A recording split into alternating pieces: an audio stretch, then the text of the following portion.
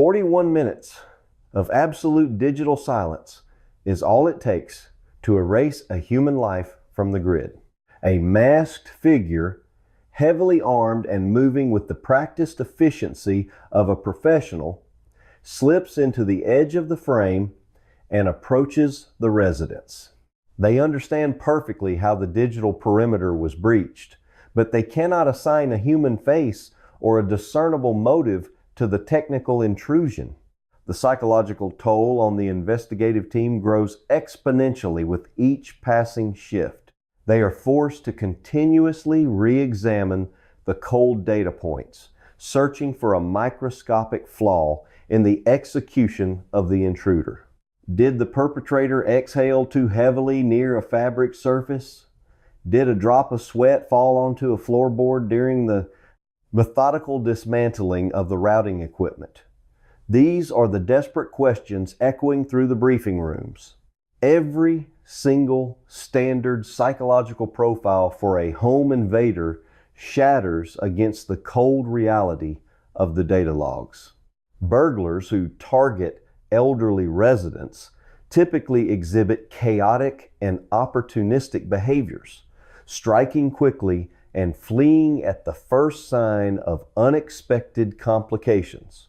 They do not possess the discipline to remain undetected for nearly an hour while systematically isolating the target from the global internet.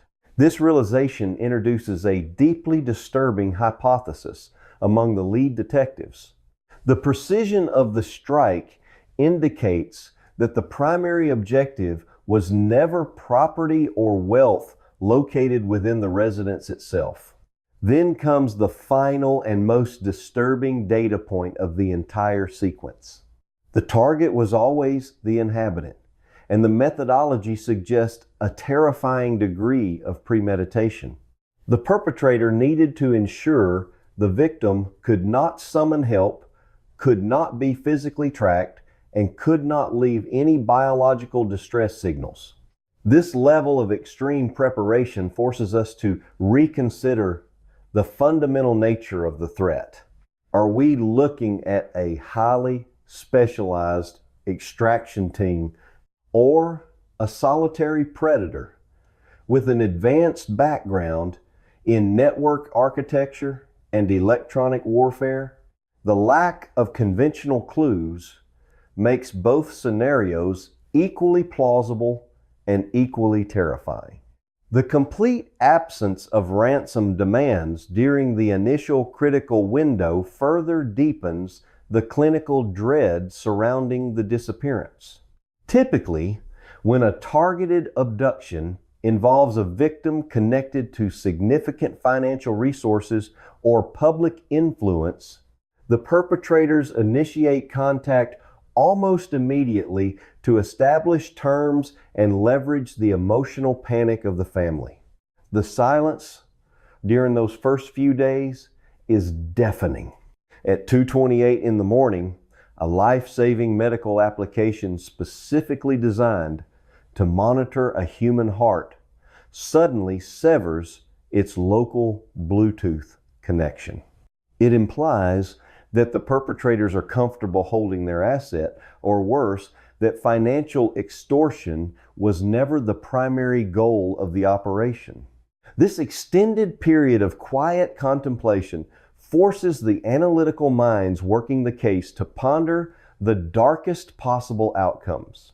If the goal was not immediate financial gain, then the motive must be rooted in something far more insidious, perhaps a deeply personal vendetta or a desire to exert absolute control over a vulnerable individual. The investigative focus remains rigidly fixed on the technical anomaly that defined the breach. We must ask ourselves what the true intention was behind that specific act of digital sabotage.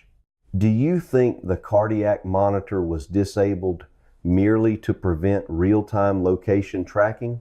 Or was that disconnection an intentional and immediate lethal measure meant to end the life-saving functions of the device? Let me know your theories in the comments below. The answer to that specific question fundamentally changes the legal classification of the crime from a complex kidnapping to a technologically facilitated homicide. The pacemaker application goes completely dead, leaving no trace of the vital signs it was programmed to protect. As the local task force continues to hit solid brick walls in their physical search, the atmosphere in the incident command center reaches a breaking point. The pressure from the media and the silent frustration of the digital forensic teams create a volatile environment waiting for a spark. The investigative valley is deep and fraught with dead ends, leaving everyone desperate for a single misstep by the orchestrators. They need the perpetrators to break their operational silence. They need the ghosts to finally speak. The operational silence that defined the early days of the investigation is suddenly shattered by a deliberate and highly publicized communication. A series of alleged extortion letters bypasses local law enforcement entirely and is instead routed directly to prominent media outlets, reportedly including the entertainment news organization TMZ. This calculated distribution method is a massive deviation from standard criminal protocols. We are left looking at a void of information and wondering how and why a highly capable intruder would. The correspondence explicitly claims responsibility for the extraction and demands a financial settlement stretching into the millions of dollars. Furthermore, the authors of the communication boldly assert that the elderly captive has already been transported across international borders and is currently being held in a secure location within Sonora, Mexico. This sudden influx of information acts as a shockwave through the public consciousness, transforming a quiet local mystery into a sprawling international incident. However, when we strip away the sensational headlines and examine this alleged ransom demand through a strictly analytical lens, the fundamental architecture of the extortion plot begins to collapse under the weight of its own logical inconsistencies.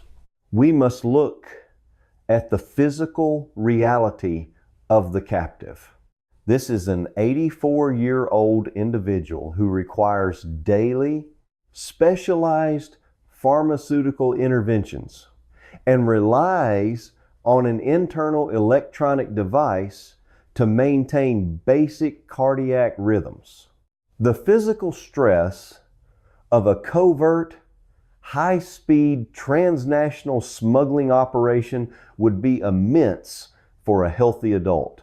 Painstakingly dismantle the complex digital footprint of an elderly woman before extracting her into the cold night. Subjecting a medically fragile octogenarian to such a grueling ordeal across harsh terrain and international checkpoints introduces a catastrophic level of risk into a supposedly professional operation. If the primary objective is to secure millions of dollars, the absolute most critical asset the perpetrators possess is the living, breathing victim. A deceased captive instantly nullifies all leverage and completely destroys the extortion strategy. Therefore, the logistical nightmare of maintaining her delicate medical stability while navigating the criminal underground of Sonora presents a glaring contradiction. A highly sophisticated unit capable of executing a flawless, digitally untraceable home invasion would certainly understand the biological fragility of their target. They would know that moving her hundreds of miles severely compromises their only bargaining chip. This massive discrepancy between the surgical precision of the initial breach and the reckless, almost suicidal logistics of the alleged Mexican relocation plan forces investigators to reevaluate the entire premise of the letters. The extortion demands feel entirely disconnected from the clinical brilliance of the physical extraction. The raw data and the evidence never lie, but they rarely tell the whole story at first glance. This leads to a terrifying alternative hypothesis regarding the true nature of the communication sent to the media organizations. What if the demand for millions of dollars is not a genuine negotiation, but rather an elaborate and carefully constructed smokescreen? An intentional misdirection designed to force the Federal Bureau of Investigation to allocate massive resources towards border surveillance and international liaisons, effectively pulling their attention away from the actual epicenter of the crime. If the letters are a fabrication, it means the perpetrators are actively manipulating the national media apparatus to manage the law enforcement response. They are playing a high-stakes game of narrative control, using the appetite of the public for sensational true crime tropes to bury the actual truth of the disappearance. This potential deception represents the peak of psychological warfare in this case. It implies an adversary who not only understands digital security networks, but also deeply comprehends the predictable behaviors of federal agencies and news cycles. If you want to look past the mainstream rumors and examine the forensic timeline with us, subscribe to Shadows with Liam.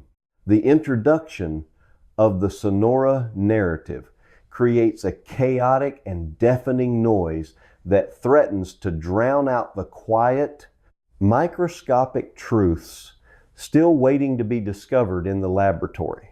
The sheer audacity of taunting the authorities through celebrity gossip channels adds a layer of surrealism to an already deeply disturbing profile. We are no longer just looking at a kidnapping. We are observing a masterclass in forensic countermeasures and public manipulation. The contradiction is so profound that it demands intense scrutiny from anyone trying to understand the criminal mind. If this staggering logic gap makes you as suspicious as it makes me, share this case file with someone who loves dissecting the facts and looking beyond the official statements.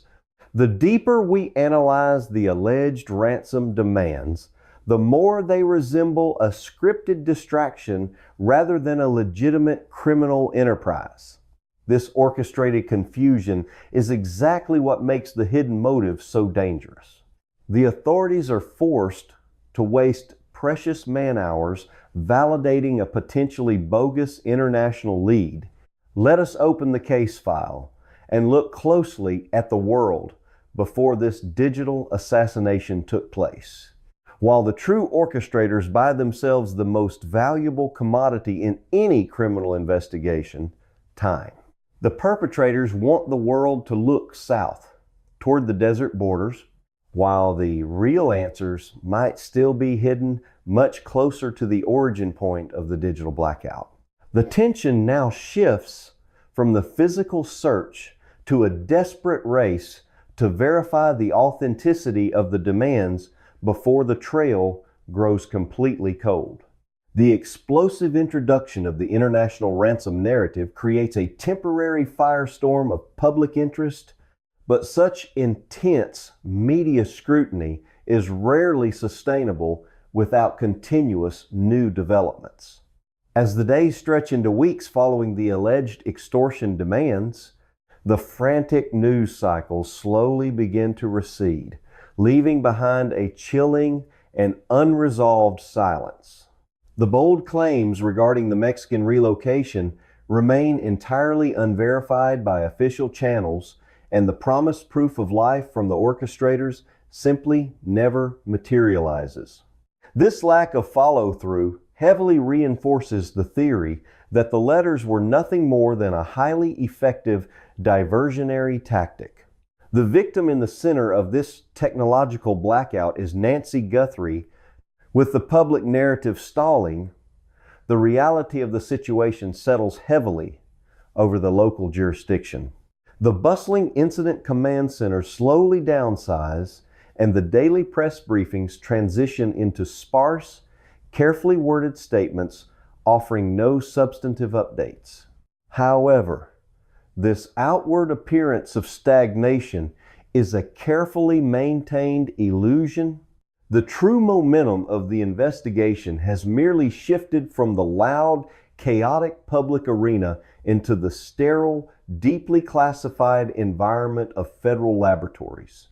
The prolonged silence from the federal level is standard procedure for highly sensitive cases, but it serves only to amplify the lingering dread surrounding the fate of the victim.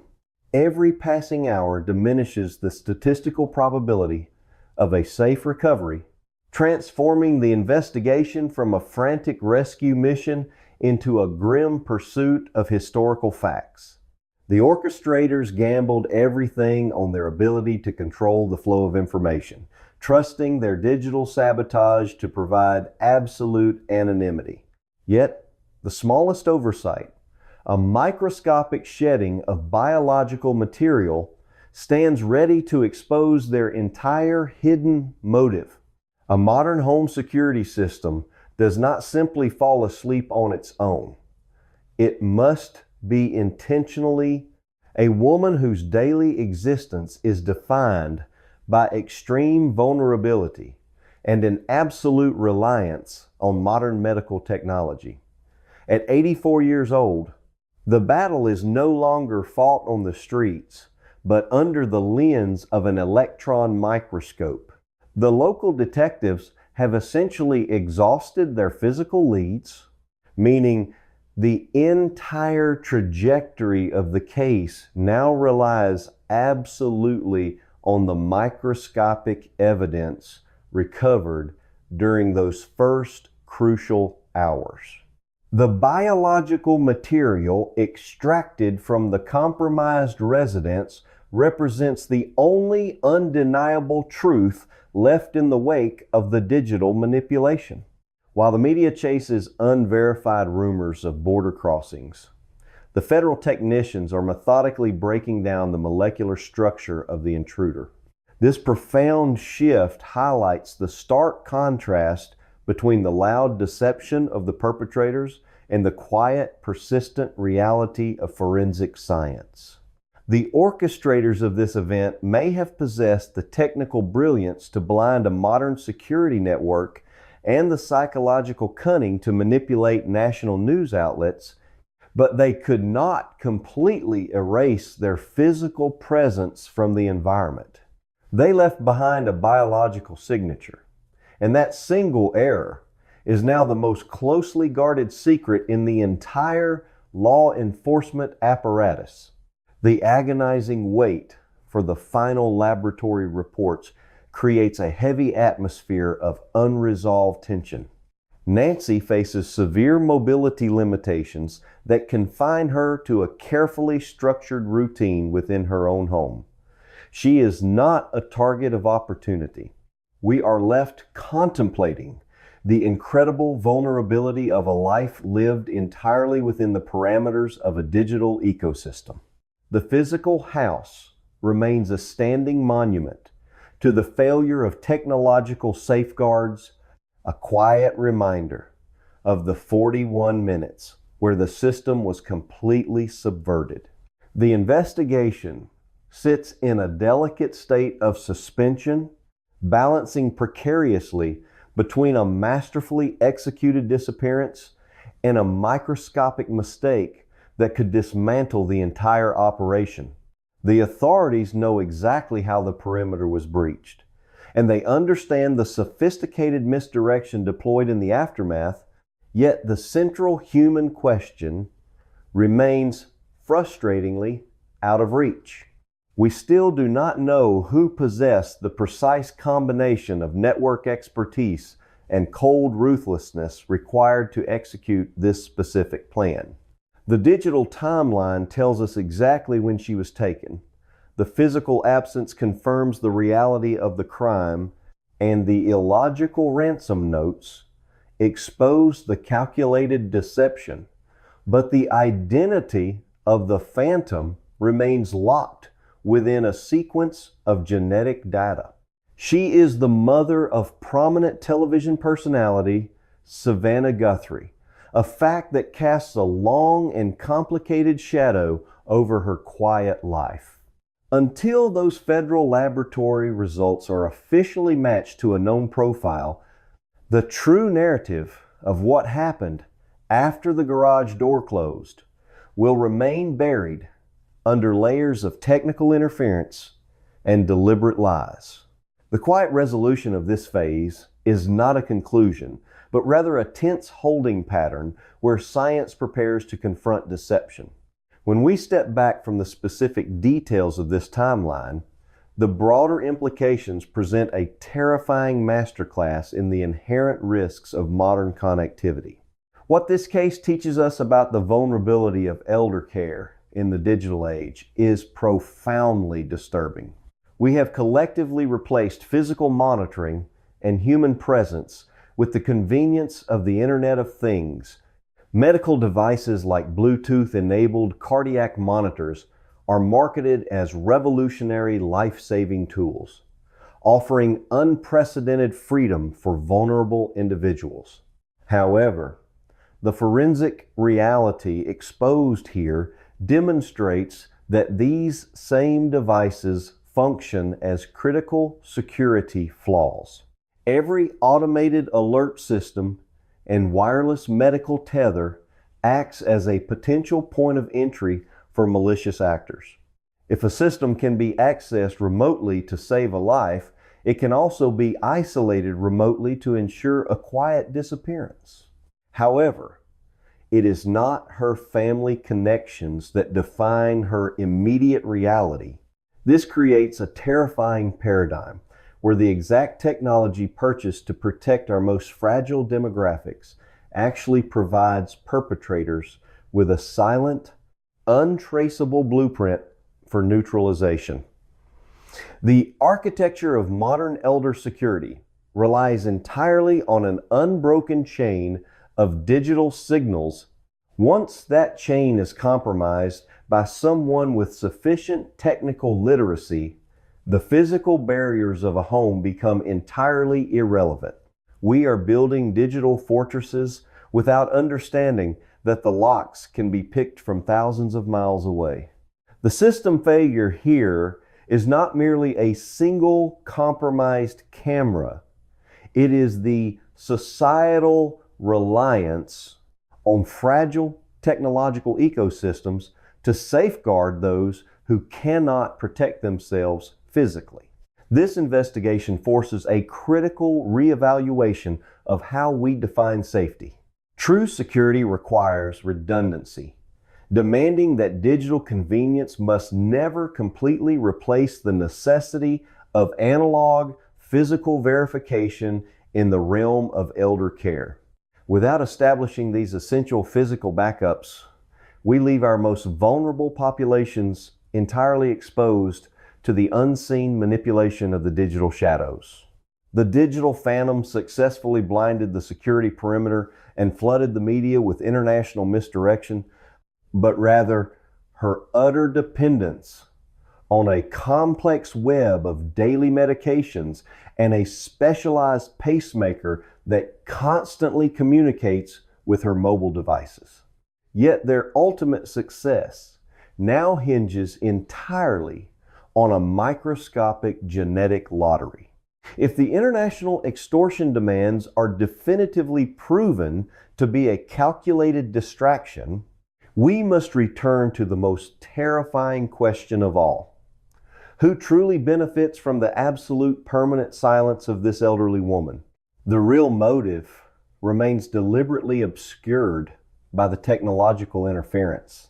Until the federal laboratory officially decodes that biological signature and releases the findings, the final chapter of this operation remains locked in the dark. We are waiting for science to finally give the digital ghost a name. The intersection of biological evidence and cybersecurity is redefining how we understand modern criminal investigations. The answers are out there, hidden deep within the data. In our next video, we are breaking down another case where the digital timeline exposed a perfectly fabricated alibi and unraveled a massive deception. Make sure to click the suggested video on your screen right now to keep the investigation going and uncover the next forensic truth. This absolute reliance on technology creates a unique kind of invisible tether, a digital lifeline that alerts others if her heart falters. Stay vigilant, stay questioning, and never entirely trust a completely silent system. Because of her physical frailty, any person planning to target her would absolutely have to know how to navigate and neutralize this specific medical network. We must understand that Nancy simply cannot wander away on her own. The timeline of her last known safe moments is incredibly brief and perfectly documented. At exactly 9:50 in the evening on January 31st, the heavy mechanical door of her garage closes firmly shut, blinded and forced offline by someone who understands exactly how the network operates. Her son-in-law Tommaso had just dropped her off after an evening together. The moment that garage door seals against the concrete floor, Nancy is entirely alone inside the property. The house is locked. The alarm systems are presumably armed, and the environment appears completely secure. It is a modern fortress equipped with cameras and sensors designed to keep the dangerous elements of the world outside.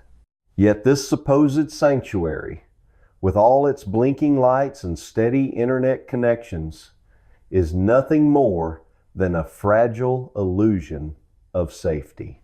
The locked doors and the automated systems do not create a fortress at all.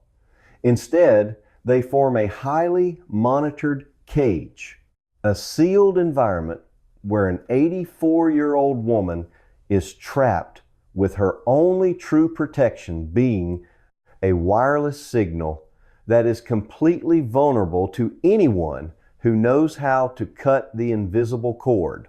The morning of February 1st begins with a quiet absence that quickly escalates into a frantic search. At 11:56 in the morning, family members realize Nancy has failed to log into her scheduled online church service. The first undeniable anomaly registers in the server logs at exactly 1:47 in the... For a woman of her strict routines and limited mobility, this single missed event is a massive red flag. The family rushes to the residence to perform a welfare check, expecting perhaps a medical emergency or a fall. What they find instead is a deeply unsettling void. The house is completely empty. There is no Nancy. There is no immediate explanation, and most terrifyingly, there are no obvious signs of a massive physical struggle or a violent home invasion. The space is still and silent, holding its secrets perfectly. The family immediately dials 911, bringing the local authorities into a scene that makes absolutely no logical sense on the surface. Law enforcement officers arrive and begin to sweep the property, looking for the standard indicators of a burglary gone wrong or a forced entry. They look for shattered glass, overturned furniture, or missing valuables. But as the investigators dig deeper into the environment, they realize that the physical space is not the actual crime scene. The true crime scene exists in the server logs and the silent security systems. Morning, when the primary doorbell camera abruptly loses its connection to the outside world. The officers discover that every single electronic eye in the house has been systematically blinded. The cameras are dead, the sensors are inactive, and the digital safety net has been completely dismantled. This revelation forces the investigation to completely reconstruct the timeline of the night, leading to a profound shock regarding the sophistication of the attack. When forensic technicians pull the data from the compromised devices, they uncover the chilling 41-minute window of digital manipulation. The exact sequence of the 147 camera failure, the 212 visual of the masked figure, and the 228 pacemaker disconnection paints a picture of a predator who was in absolute control of the environment. This is not a random robbery where a thief panicked upon discovering an elderly resident. This is a calculated, deeply methodical operation. This is a calculated, deeply methodical operation aimed directly at neutralizing the technological defenses of a highly vulnerable target. The sheer level of technical skill required to spoof or jam a local network, bypass external security cameras, and specifically target a medical Bluetooth frequency without triggering automated distress signals is staggering. This initial event is not a random power outage or a temporary glitch in the residential internet service. Why would someone possess this level of specialized knowledge and apply it to an 84-year-old woman? The timeline reveals a terrifying truth. The intruder did not just want to take Nancy, they wanted to ensure she vanished without a single digital trace being transmitted to the outside world. This realization leaves investigators grappling with an incredibly dark scenario, pointing to a hidden motive that goes far beyond simple financial gain or random violence. If this forensic breakdown of the digital timeline is making you question the safety of your own smart home devices, hit the like button so this case can reach others who need to understand these critical vulnerabilities. The immediate aftermath of the timeline discovery forces the local authorities into high gear. Sheriff Chris Nanos officially confirms to the public and the media that the disappearance is actively being treated as a targeted abduction. The initial phase of any standard investigation requires detectives to look closely at the inner circle, the people who have intimate knowledge of the victim and the property. This is a targeted and surgical strike on a secure residential surveillance network, executed with chilling precision. The focus naturally falls heavily on Nancy's daughter Annie and her husband Tommaso. As the last known person to see Nancy alive when he dropped her off at 9:50, Tommaso is placed under intense scrutiny. Detectives comb through their statements, their personal devices, and their physical whereabouts during the crucial hours of the digital blackout. However, the suspicion surrounding the family is remarkably short-lived. Through rigorous cross-verification of digital alibis and independent witness statements, the Sheriff's Department quickly and definitively clears both Annie and Tommaso from the suspect list.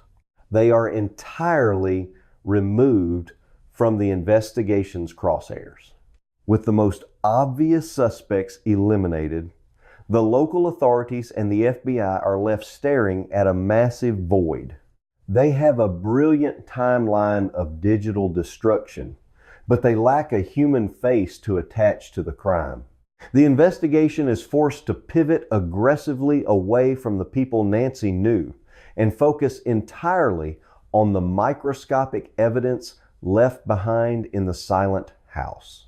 Forensic teams meticulously process the residence, searching for the slightest mistake made by the seemingly perfect intruder.